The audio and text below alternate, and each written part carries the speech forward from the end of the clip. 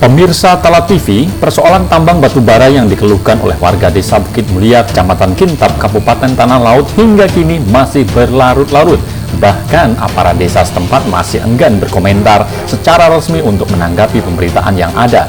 Aksi penggalian tambang yang berdampingan dengan rumah-rumah warga sampai saat ini masih terus berlangsung. Hal ini semakin mengindikasikan adanya ketidakadilan yang dirasakan oleh warga. Banyak dari warga yang bertanya, mengapa pemerintah desa setempat seolah diam seribu bahasa dan terkesan menghindar. Kali ini, tim Tala TV berhasil menguak sebuah fakta terbaru. Dampak dari adanya tambang yang dibiarkan merasuk ke pemukiman warga bukan hanya faktor keamanan rumah-rumah warga yang rawan longsor ataupun jalan-jalan rusak berdebu, namun juga persoalan paling pokok tentang jaminan air bersih yang dikonsumsi warga setempat. Tim investigasi menemukan adanya keluhan warga terkait sanitasi air bersih yang disediakan oleh pemerintah desa melalui Badan Usaha Berkah Mulia, terindikasi tercemar oleh zat berbahaya campuran dari tambang. Hal ini ternyata benar adanya. Beberapa warga mengeluh, terutama para ibu-ibu yang setiap hari menggunakan air dari PAM desa. Di lokasi, sumber air yang diketahui berasal dari danau lubang tambang. Nampak sampah-sampah bertebaran. Hal ini tentu menjadi salah satu penyebab pencemaran air dan sungguh tidak layak untuk digunakan. Air sumber.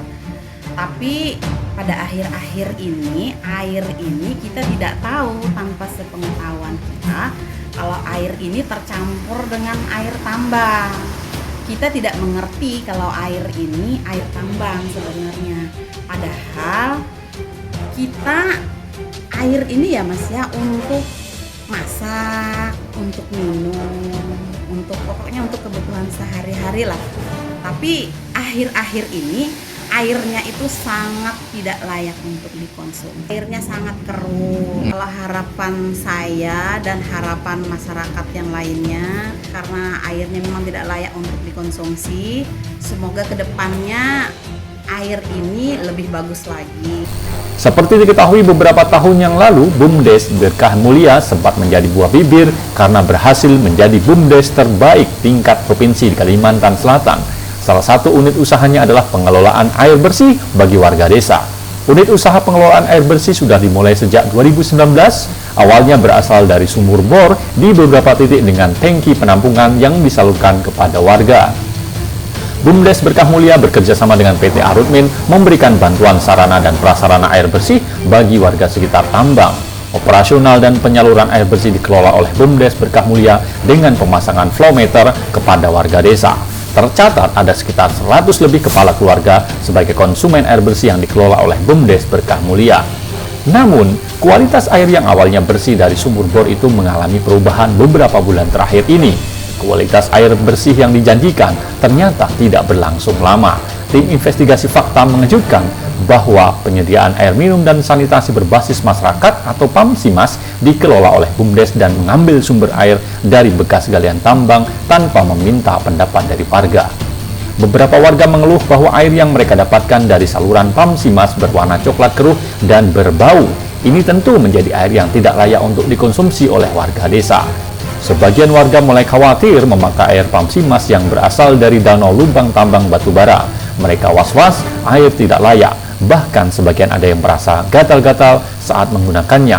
Penuturan warga, air berwarna coklat keruh dan mengandung bau. Cuman kalau seperti yang belakangan ini, airnya keruh, mana bau juga, nggak bisa dikonsumsi.